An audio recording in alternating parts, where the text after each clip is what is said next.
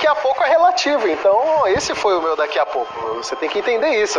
Mas o fato, a gente falou algumas vezes, tanto no draft, desde o início da partida, a One precisava criar. E começou fazendo isso. Pegou algumas eliminações, dominou os primeiros objetivos, estava indo muito bem. Só que a Red, num bom trabalho de visão, numa boa maneira de entender o que ela precisava fazer na partida, conseguiu os 2 arautos e conseguiu também colocar uma pressão muito grande nos dragões. A gente falou, essa composição da Red tinha muitas fontes de dano, muitas fontes de preocupação. Então aquele jogo muito morno parecia ser tão interessante assim para a One, só que era muito melhor para a equipe da Red, porque eles tinham um scale bem mais potencializado, digamos assim. Eles conseguiam punir na distância. A equipe da One não tinha um recurso de iniciação muito forte. A One ia precisar trabalhar na vantagem de ritmo.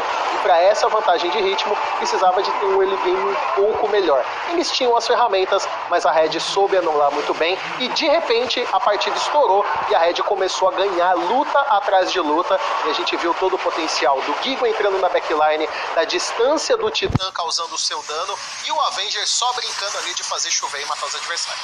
E o mais difícil do jogo como um todo é que, assim, tudo bem, a T1 não tinha corta-cura na composição, o GP fez de início e depois vendeu, mas eu sinto que a corta-cura não teria feito diferença nesse jogo, porque não tinha quem controlasse o Vlad.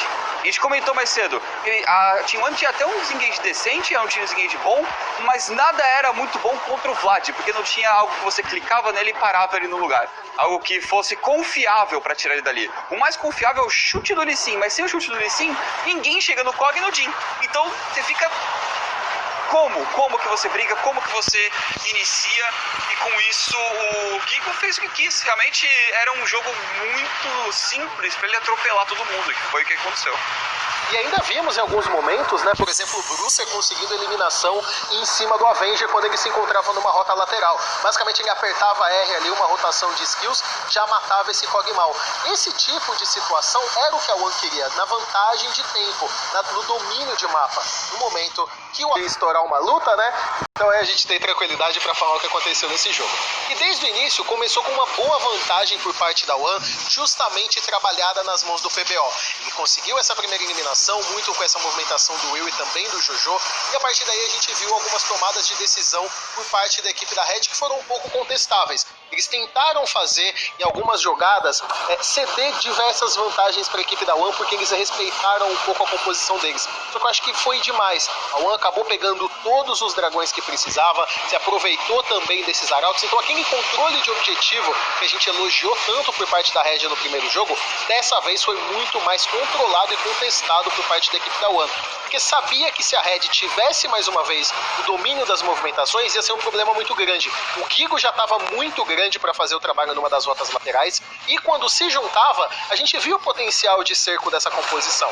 Por mais que a One ainda tivesse uma luta muito boa, dependia de segurar um pouco disso. E conseguiram. A One teve mais e mais vantagens ainda, principalmente quando o Brucer entrou na partida e quando o Skybart começou a causar todo o seu impacto. Nisso, a One já tinha o domínio de mapa e conseguiu fazer com que a Red não tivesse o menor recurso, que era justamente se juntar e fazer esse cerco.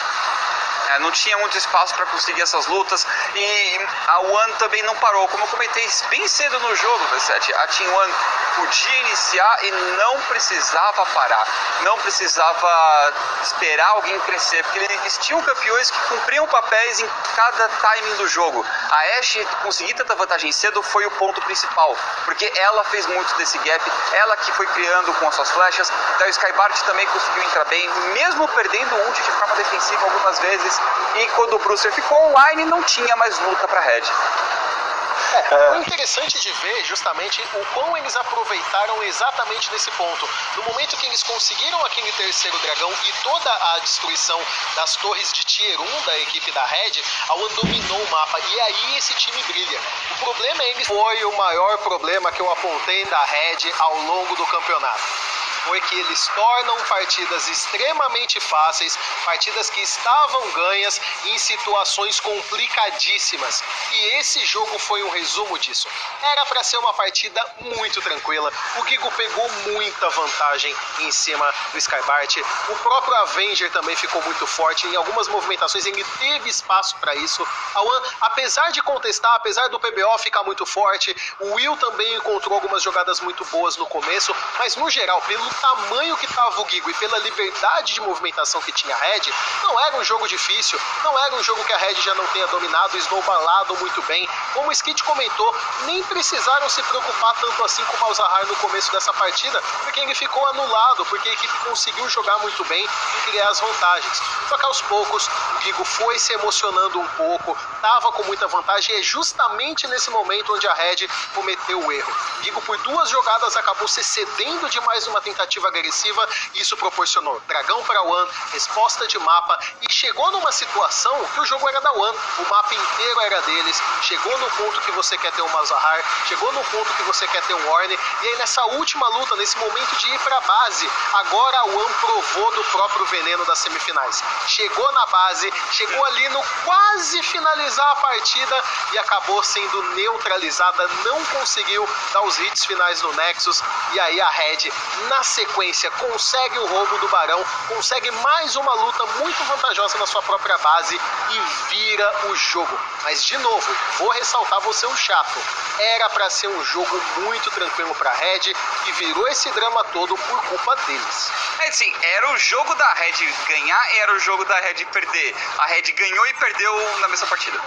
Eles entregaram toda a vantagem. Exatamente. Eles entregaram toda a vantagem pro outro lado e depois recuperaram no lance. Num roubo, tiveram que roubar essa vitória. Mas tá certo, pra eles saírem com a vitória é o importante, pra poder se acalmar, falar, ok pessoal, olha, o mid-game foi um desastre, mas vamos finalizar. Enquanto pra Team One, era um jogo que tava perdido pra eles, em que eles quase ganharam. Então acho que dá pra manter a mentalidade e falar, gente, tem que acertar, não vamos deixar o Skybart numa desvantagem tão grande, vamos voltar agora. Eu aposto que eles vão pegar lá do vermelho. Então essa última vitória daqui pra Red, só comemorar esse título. Um jogo bem complicado, um jogo bem disputado. A equipe da One tinha uma condição de forçar algumas lutas no começo da partida, tinha uma composição que era favorável para isso. Nós comentamos, a Lilia no começo do jogo não é tão forte assim, ela não consegue tancar tanto.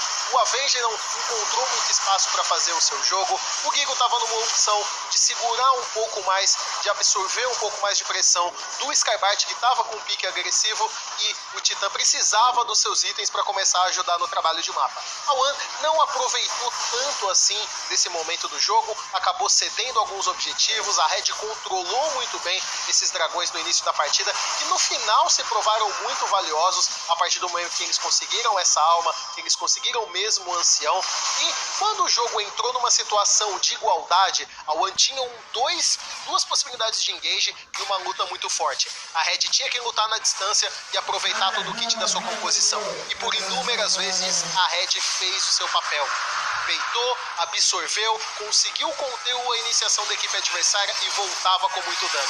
Aí, Skit, começaram a ter alguns problemas, erraram algumas skill shots, proporcionaram em outros momentos uma iniciação mais fácil por parte da equipe da One e virou drama, virou coração essa partida, mas que no fim das contas, pelo scale da composição e por um Titã inspiradíssimo, a equipe da Red conseguiu vencer as lutas finais e garantiu todos os objetivos do jogo 2 vezes pelo menos e fechou o jogo. Eu chamo isso de emoção, entretenimento, entendeu? Criaram entretenimento para nossa grande final, para esse grande jogo. Conseguiram, em grande parte, manter o nível de igualdade entre as duas composições durante toda a partida. Sempre parecia que qualquer um podia levar, mesmo com a Red pressionando e levando, a gente ficava naquele sentimento de que se a Team One acerta um bom combo, podia virar, eles puxam o meio.